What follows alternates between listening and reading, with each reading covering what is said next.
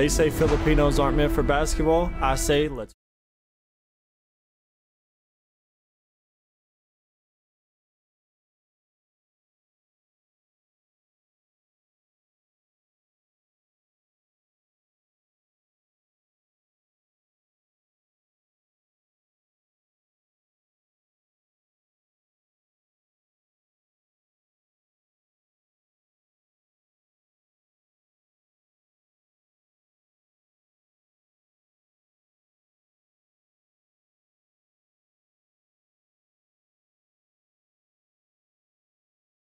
Scotty Thompson crashes the boards. RJ Abarrientos escapes the trap. Justin Brownlee scores! Kapit lang mga kaastig. Last 20 seconds, Barangay with possession. This is winning time. Assist! Sama-sama ang buong arena. Scotty inbounds. Abarrientos sets up the play. Brownlee for 3. Pasok! Panalo! Arena Plus, the official partner of the PBA. Sama-sama manood. Manalo! Magsaya! Sama-sama sa arena. Panalo! Arena Plus, the official partner of the PBA. Sama-sama manood. Manalo! Magsaya! Sama-sama sa arena. Play now at arenaplus.ph. For more information, visit www.pagcor.ph/regulatory or email keepitfun@pagcor.ph. Gaming for 21 years old and above only. Game responsibly, keep it fun. Chika sa arena!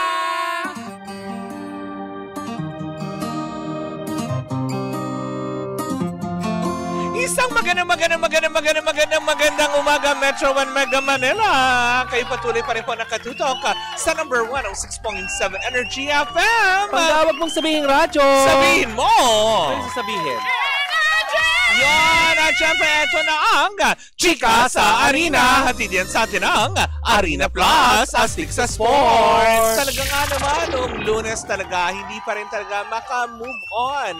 Ang mga OKC fans matapos kasi nilang masungkit last Monday ang titulong kampyonato para sa season na ito, para sa NBA Eastern and Western Conference, kung saan nga naman kanilang tinalo ang Indiana Pacers. Hindi ba? Medyo matagal-tagal ng konti tayo mag-aantay bago muli magbukas ang bagong season ng NBA niya. Pero habang tayo nag-iintay sa mga AFAM, hindi ba, na nakakaloka, atin naman ding nasaksihan mamayang gabi sa SM Mall of Asia Arena ang first game para sa semifinal round ng PBA All-Filipino Cup. Masasaksihan natin ang magiging laban. First game po for 5 p.m. ang TNT versus Rain or Shine. Susundan naman ito ng San Miguel Beerman versus Ginebra San Miguel. Sabi naman ng ibang mga sports analytics, mukhang gagawin ba ngayong gabi na ito sa first game kasi best of 7 games ito, Mare.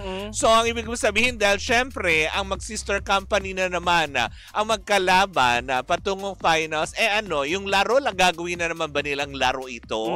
Diba? Kasi kadalasan ganyan na nangyayari, lalo pat pag first game.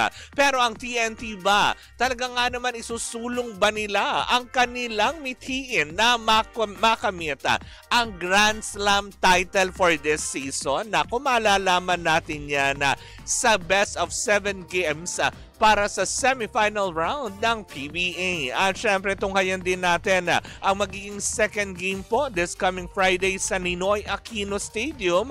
First game naman na magaganap sa Biyernes ay ang Ginebra San Miguel versus San Miguel na 5 p.m. At Rain or Shine versus TNT yan sa darating na Biyernes para sa Game 2. Diba? Na ating masasaksihan lahat. Kung sino magiging kampiyon para sa taong ito, para sa PBA All-Filipino Cups, ay yan ang masasaksihan natin sa mga susunod na araw. At sa iba pang mga balita, Tita Cora, pasok! Ay, syempre, pasok na pasok, Mare. Ay, gusto ko yun. Dalawang sunod na panalo ang inilista ng Bago City Negros Occidental Softball Team na kinatawan ng Pilipinas sa 2025 Senior Little League Softball Asian Pacific and Middle East Regional Tournament.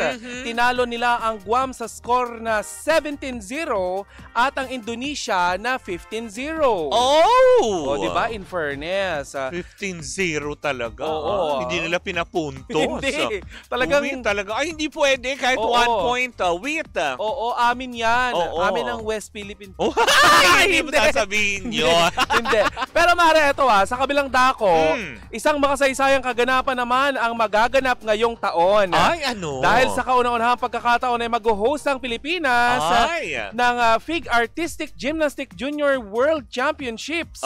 Na gaganapin naman mula November 20 hanggang 24.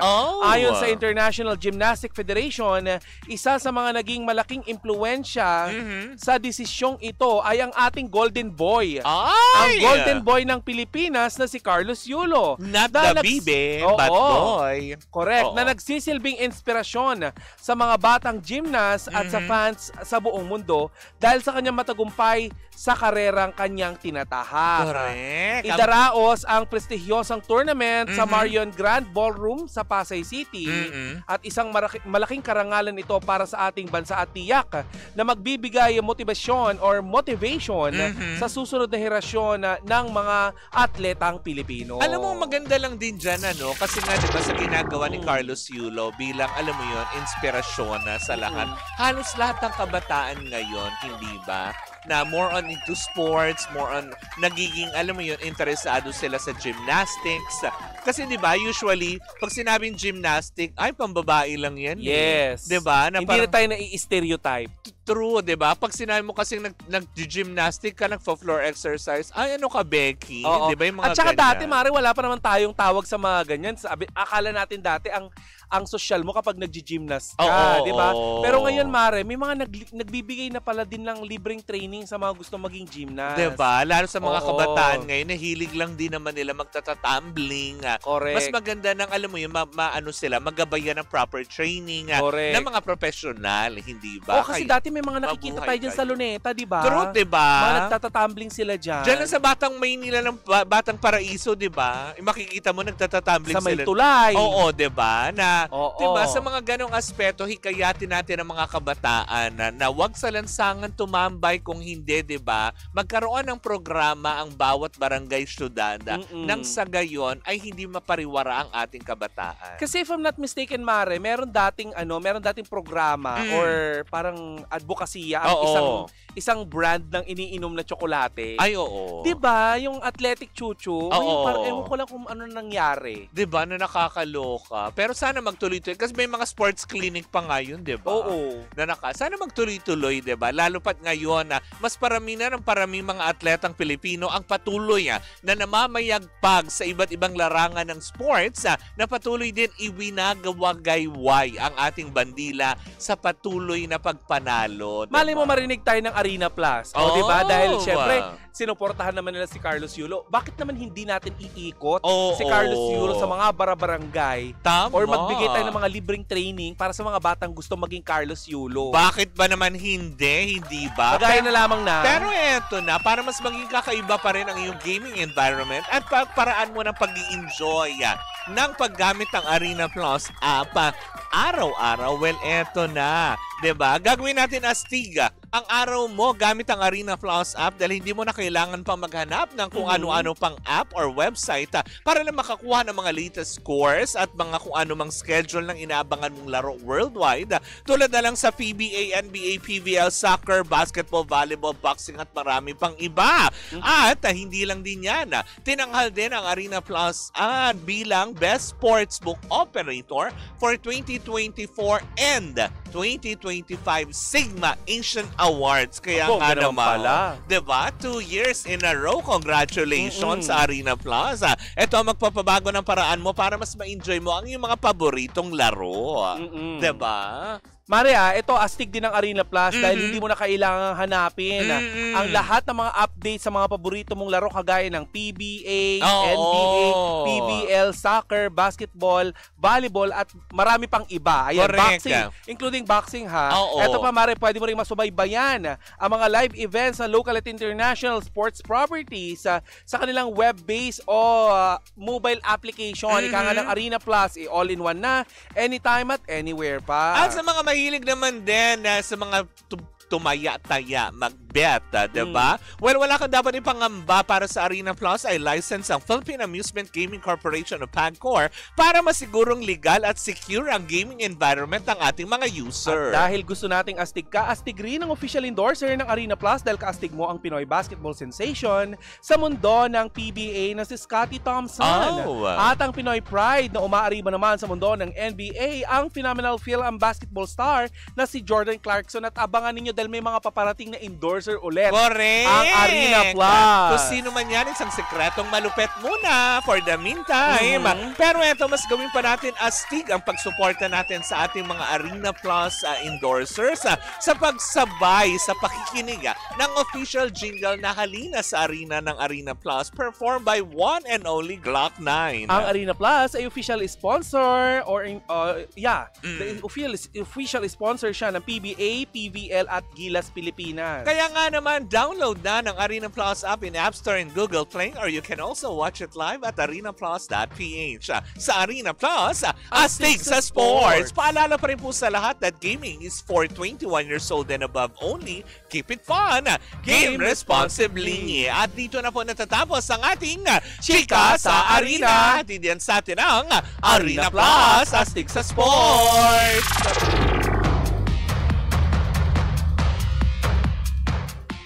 Brownlee for 3. Pasok! Panalo! Arena Plus, the official partner of the PBA. Sama-sama manood, manalo, magsaya, sama-sama sa Arena. Play now at arenaplus.ph. For more information, visit www.pagcor.ph/regulatory or email keepitfun@pagcor.ph. Gaming for 21 years old and above only. Game responsibly, keep it fun. Cheers, miss! Gabaglita! With Tita Cora and Kapitana Sisa. Same, pero iba. We are number 106.7 Energy FM. Pag tawag mong sabihin radyo, sabihin mo. Ayan, isang magandang umaga muli, Metro and Mega Manila. Ako po si Kapitana Sisa. At ako naman po si Tita Cora. At ito na ang Baglita sa Woo! Hello po sa inyong lahat dyan. At syempre sa mga nanonood by our digital platforms on Facebook, TikTok, and of course ang ating mga team replay, ang mga confidential funds ng Baglitas. At diba? Sa YouTube channel, sama kayong parte ng mundo. Hello po sa inyong lahat dyan. At syempre sa amang parte ng Pilipinas, isang magandang umaga po sa inyong lahat. Oy, good morning din sa lahat ng ating mga kababayan dito sa San Juan na nagdiwang kahapon ng araw ng Wata Wata Festival. Wata and San Juan Bautista. O, diba? Habang nagse-celebrate kayo, may kaguluhan na naman. Wala na, hindi na alam ng mayor ng San Juan kung ano pang gagawin. Nagtala nga mare ng very minimal lang naman na na hindi pagkakaunawaan yung kahapon. Mga grupo-grupo. Kaya nga! Nagtalaga na nga ng basaan zone. Pero alam mo mare, ang di ko lang maintindihan kung anong satisfaction na ang nakukuha ng mga tao kapag nakakabasa sila. Kasi diba, that was supposedly a religious activity. Correct, diba? Na dapat nagkakaisa tayo sa pananalangin, pag-aayuno. Pero bakit gano'n? Para kayong demonyo. Kasi yung pagbabasa ng tao, diba? It's a blessing. Pagbabautista. Oo, diba? Pagbabaptize. Yun talaga yung totoong konsepto noon. Hindi yung mambabasa tayo, mambubuisi tayo ng mga pasahero. Tulad ng ating mong girl na bumaba ng jeep kahapon na halos kumuha na ng pambato dun sa mga nambabasa. Kawawa yung mga matatandang binabasa. Oo, tama naman na yung isang beses. Tsaka diba? hindi lang dito sa San Juan nangyari yan. Sa Maynila din. Sa ibang parte pa ng ating bansa, meron din sa Batangas. Diba? Yung mga ganyan, yung mga nag-celebrate. Pero at least matiwasay naman din na nairaos kahapon ang Wata Wata Festival dito sa San Juan City. Correct. Diba? Hindi mo naman kailangan makipagbasaan pero kasi kapag naboboard ka mare, meron kang pwedeng gawin. Ito na lang. Kaysa mambasa ka, kung hilig mo lang din naman ng tong its at iba pa, well, tara na sa Game Zone. Fun bilhin mo sa Game Zone dahil you can play real tong its with real player for free. May chance ka rin pwede makisplit over 34 million pesos ang papremyo at makakuha ng 14,640 pesos na daily cash prize. Nice. Mara makukuhang cash credit ay pwede mo rin gamiting panlaro sa kahit anong game. Kaya i-cash out na rin ito, Mare. May 2 event araw-araw dahil kung G ka na, Mare. Bisitahin na ang GZone.ph sa kanilang social media accounts, sa kanilang Facebook, Instagram at TikTok na may username na @GameZone. Diba? G ka na ba, Mare? G! Tara sa GameZone, tandaan na ang gaming ay dapat fun lang. Visit packcore.ph/regulatory or you can email them at keepitfun@packcore.ph. Promo runs from January 1 to December 31, 2025. EGLD reference number MKTG 2024-2564. Tandaan pa rin po nating lahat that gaming is for 21 years old and above only. Keep it fun. Game responsibly. Diba? Alam mo, bongga ng ang bongga talaga ng GameZone. Kasi ang daming paalala, dapat fun lang. Ano yan? Sa DG Plus naman kasi yan, Mare. Correct. Fun lang. Kung pusta di peligro ka, enough na muna. Pahinga ka muna. Tama naman. Hindi naman kailangan, diba, yung para mangungutang ka pa, para lang makabawi. Correct. Yung mga dapat na bayaran. Dapat, alam mo yun, dapat medyo alam din natin kung saan ang limitasyon natin. Kumusta maghapon mo kahapon? Eto naman, medyo naman kahapon, working holiday tayo dahil may mga inayos tayo, mga bagay-bagay na kung saan nga naman, may isa katuparan naman. Talaga? Ng bongga, diba? Ikaw? Ay, ako kahapon maghapon kong kausap ang mga, mga kaibigan ko at mga anak-anakan ko na makakasama ko sa darating na Lablaban! Yes! Taray! Very Pride Month tayo, di ba? Correct. Sa ano na yan, Saturday. Ay, talaga? Stick it sa Saturday na nga. Diyan sa UP Diliman na nila gaganapin. Ay, talaga? Yes. Ang Lablaban. Kasi di ba last year naging controversial yan? Correct. Kasi hindi natuloy yung performance ni Meme Vice Ganda. Dahil sa mali yung tugtog, technical ang lakas problem. ng ulan. Nangyayamot si Meme. Ay, nakatutok sa atin ngayon si Boss Yan at syempre si Jaynalyn Carworks. Ay, hello po sa inyong lahat. Nakatutok sila dyan sa Las Piñas. Ay, batiin ko lang din pala, mga, alam mo yun, nakadaw pang palad ko kahapon, ang mga taga-Only Life. Hello po. Ano yun? Magandang, it's a group pa din sila ng, alam mo yun, into sila nature. Talaga? Oo. Ay, kakaiba ka. Sorry, bakit mga ba? nature. Ay, kilala kita, Sisa. Yung mga organics na keme, mga taga-Only Life. Hello po sa inyong lahat. Ay, organic ka, yung kinain mo kahapon ay? Ano? Tiempo. Hindi kaya, mali ka. Ano? Chicharon bulaklak, tapos lechong kawali, pares, overload. Pero, ang kausap mo ay taga? Only Life pa. Hindi, kin-lens naman nila. Diba? Ay, teka lang, mag-cleanse muna tayo ng chismis. Ano ba yung chika mo sa akin? Ay, naku, etong chika ko sa'yo. Naku, Mare. Pero kumbaga, maugong na pinag-uusapan ngayon, di ba? Halos lahat ng artista, Mare, ngayon, ay para bang halos lahat gusto nila maging parte ng Batang Quiapo. Wow. Di ba? Totoo naman, di ba, na lahat gustong mag-guest, mabigyan ng role. Yung ibang mga walang trabaho ng mga artista, gusto mong pabilang doon, magkaroon lang ng trabaho. Pero ito, ibang kwento ito, Mare. Diba? Kasi may parang kinausap yata si Coco Martin na isang aktor na parang tinatanong nga na, okay ka na ba na mapabilang dito? Sines? Yung aktor na ito, tinanggihan yung offer ni Coco Martin na sabi niya, ay, wag po muna. Clue. Diba? Blind item to, Hindi blind item. Papangalanan natin. Sino? Yes, si Jiro Manyo. Ay, talaga? Oo. Kasi inalok talaga siya ni Coco Martin parang mapabilang nga sana. Dahil gusto nung, syempre, matagal nang gustong makatrabaho ni Coco Martin itong si Jiro Manyo. So, bali talaga, nung inalok siya ng trabaho ni Coco Martin, Mare, siya mismo nagboluntaryo na, sir, wag po muna. Dahil? Kasi nagpapagaling pa rin pala siya. Nagpapa-rehabilitate pa siya ulit, diba? Which is maganda nga naman yan. In-explain naman din ng award-winning child actor na si Jiro Manyo na ayaw niyang maulit sakali kasi natanggapin niya. Pwede naman niyang tanggapin. Kaya lang sa sarili niya, hindi pa siya sure. Kasi tulad ng nangyari sa kanila way back 2009 sa sering Tayong Dalawa, kung saan kasama si Kim Chu, Gerald J. Cuenca, diba? Nabigla na lang siyang nawala. So, naloka ang ABS-CBN. Paano tetegihin Boom Boom Bells ang kanyang karakter na hindi na siya nagparamdam sa taping ng Tayong Dalawa? Yes. So, parang yun ang sinasabi niya nga kay Direk Coco na ayoko pong maulit yung sa tayong dalawa serye. Pero magsasabi po ako pag ready na. Kagaya nung... Sa bagay, okay na yon kaysa yung tumatanggap ng trabaho kasi hindi mo magampanan. Diba katulad yung isa? Si John Wayne. Oo, diba? Na nabigyan ng pagkakataon. Kaso tinegi din siya yata dun, diba? Oo, nabigyan ng pagkakataon. Tapos, diba, bumalik ulit sa dating gawin. Alis maganda pa lang ito na klaro na sinasabi niya, interesado si Jiro sa trabaho. Kaya lang, sa kanya mismo, hindi pa siya handa para tanggapin ito at ayaw niyang mapahiya, diba? Correct. Uy, speaking of Batang Quiapo, talagang tinututukan ngayon lalo na tinegi na naman si David. Oh? Diba? Wala na si David. Tinegi mo, totoo na? Brinoksak ni Anelch. Binuriki ni Jake Cuenca. Ay, nakaligtas nga siya dun sa Merlat na bang siya. Oo. Kaya lang, dinyoksak. Oo. Doon lang pala siya matitegi sa nyoksak. Oo, kasi ilang beses siyang binaril-baril nila tanggol, diba? Nag-post ng Batang Quiapo. Nagpapasalamat nila sila kay kay David. Uy, diba ito yung may problema? Naku. Ay! si Akla. Talagang, oh my God. Ay naku, bakla ka. Hindi, wala lang. Hindi may problema sa mama ko sila. Hindi lahat naman ng tao nagkakaroon ng problema. Oo. Naku, sana okay naman din siya, diba? Pero mukha naman din yatang... Alam mo, sabi ni Tita Cora sa akin gano'n, no?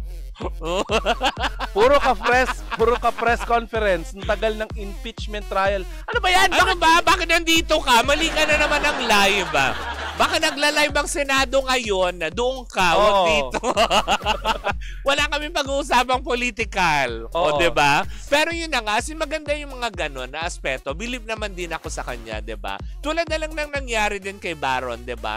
Kay Baron Geisler. He's one of a good example na actor na aminado siya sa mga, alam mo yun, yung mga shortcomings niya. Teka, isa-isahin natin yung mga naging controversial na na ginawa ni Baron.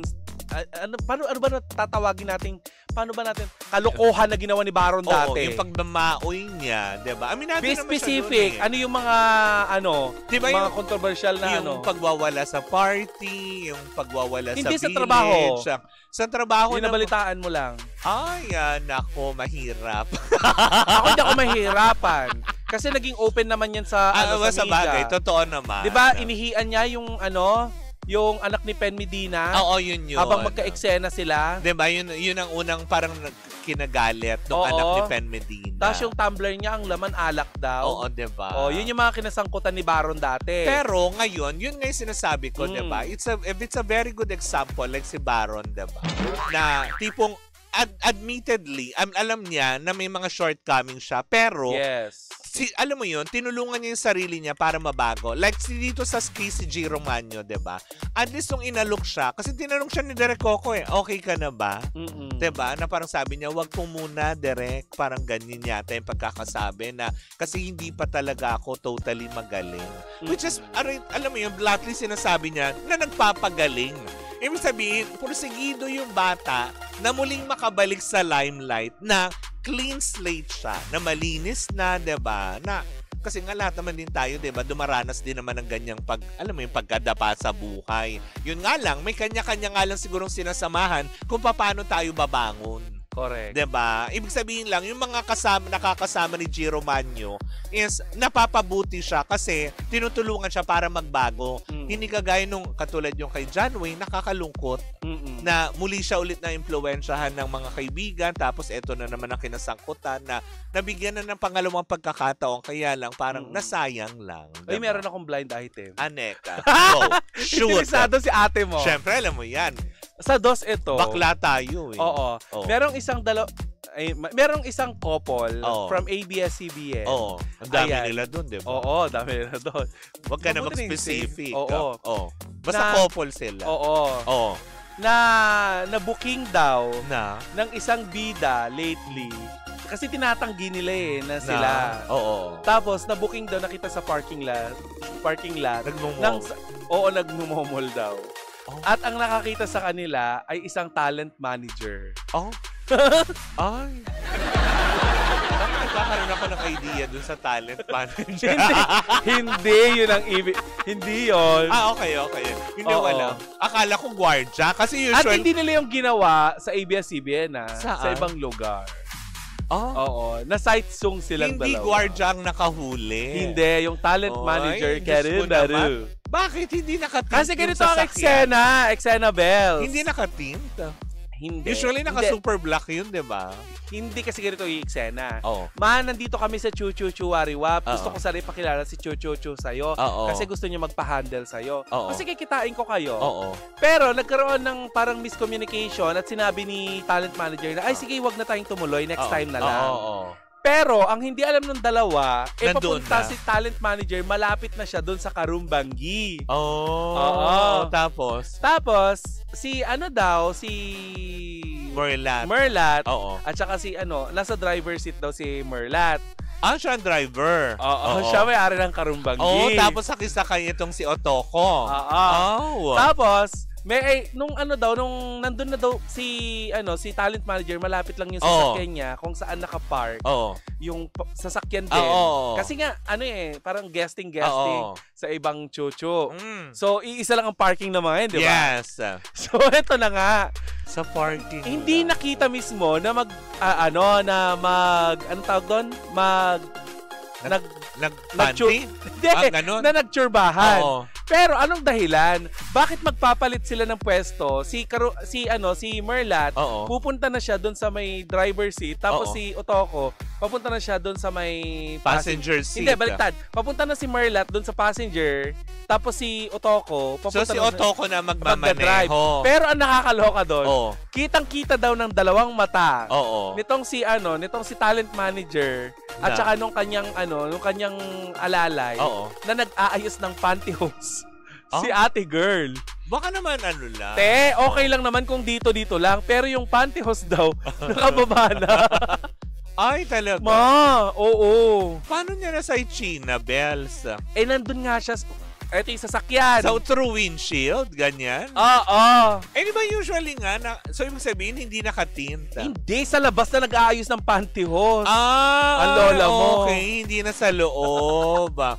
Baka Oo. naman na-deform lang, kakaupo ng matagal. Kung ganun man bakit Oo. nag-aayos naman ng belt itong si Otoko Bells? Baka naman kasi binigyan ng regalo. Ayan, hindi. Oh, Belt! diba? Sinusuot yung belt! Hindi, diba? Kasi usually ganyan. Mm-mm. Diba? Mali mo Gusto mo ng clue. galante. Sige nga. Pareho sila deny na Madaming ganyan na Na sila. nagde-deny. Na sila. Oo. Hindi ito couple na nagde-deny na hindi sila break, ganon. Hindi. So, ibig sabihin, deny lang sila ng deny. Yes. Pero patok sila. Talaga? Deny ng deny? Oo, ayun Si lang. ano lang ang naisip ko ang deny ng Ay nako, tumigil ka na. Yung lalaki ba, biniyayaan? According sa mga oo daw. Biyayang-biyaya daw. Talaga ba? Biyaya binene. Ay! Diyos ka, Lord. Parang nakita ako ng pagkabiyaya, no? Oo. Diba? So, si Merlat, Baka nag-exchange gift lang daw dahil magpapasko na. oo naman. Bakla kayo, kita pa lang ng taon. Malay mo naman, ganun sila Ano in advance sila kasi magkakagera daw? Hindi, baka kasi Mga hula-hula wala kayo. na, nag-ceasefire na sa Amerika. Kaya nga. Diba? Kaya ulit, bababa na ulit ang presyo ng petrolyo Ay, dahil salamat! makakabenta na ulit ang Iran. Kaya nga, akala ko magdadalawan 1,000 yung gasol. Di ba na nakakaloka? Pero yun naman, iisip ko talaga. Oo, pero perfect eh. So, mahilig pala siya sa car fun. Hindi natin alam kung ano, pero anong ginagawa nila? Ba't Diba? mag-aayos ng ano? Pero kasi di ba malas yun sa kotse pag ganyan? Mamalasin pa ba? Ipatok naman ang karir ata. Di ba? Kaya minsan nagkaka-abiri-abiri yung kotse kasi nagkakaroon ng ganun babuyan. Ay! Kaya ba nagka-abirihiw sa sakyan mo dati? Hindi. Oy. Never. Sinabi mo dati yung gardening. Pero never nagkaroon. O yung guardia dyan, aminado naman ako. Yung guardia dyan sa Green Oy! Hills. Huwag mo na banggitan! Yung hindi ba masyado stricto dyan, promise. Ayan. Ang sarap pa. Si Malaswa naman itong Ang sarap ng feeling, gano'n na. Yung mga panahon ako yung pariwara pa, yung mga tipong magdalena ang peg ko, gano'n. Diba? Yung kada may madaan ng gwardya, yan, go. Diba? Halika na. Hop in, sakay na. Ganon Sharon Cuneta ang peg ko noon. Ay, diba? yung mga edad ko ganun. Nag-aano ako sa gala. Gaganon ba ako? Sakay na. Sharon Cuneta. Tita Cora, pag-greet naman daw si Chang Ami. Na-miss ka daw niya. Ang lakas daw ng radyo ngayon. Ay, oo. Si Don Robert. Si Kuya Obet. Oh. Totoo. Ay. Diba? Himala, nandito ka sa Pandakan, Kuya Obet. Nandito diba? siya. Kanina nadaanan ko nga si Kuya Obet. Diba? Madalas pag nagpupunta akong Pandakan, si Chang Ami lang nandyan. Tapos minsan pa na, alam mo yun, na nadadali pa ng mga pamangkin. Diba? Uy, alam mo, may mga nadadali sa pamangkin ng inuman, isang araw hindi nagtinda. May pamangkin yan si Kuya Obet na pogi. Papakilala ko sa iyo pag ano. Ay, sige. Sige. Sige. Ay, naku, magpaalam muna tayo. Makapunta na nga dyan. But anyways, ako mga panggayan po muna ang ating unang chika for today's video. Sa aming pagbabalik isang umatigbong chikahan na naman ang dala-dala ng dalawang bakla. Muli po ako po si Kapitana Sisa. Sabi dito, bago tayo magpaalam mo, baka Tita Cora mainit lang kayo naghubad ng panty. Oo nga. Kasi diba, usually pag minsan baka walang aircon. Tista ka, wala kang aircon. Ako po si Tita Cora! And we are still same, pero iba. Tuloy-tuloy pa rin po ang ating tugtugan. Siyempre, dito po lamang yan sa number 106.7 Energy FM. Panggawag mo sabihing radyo. Sabihin mo!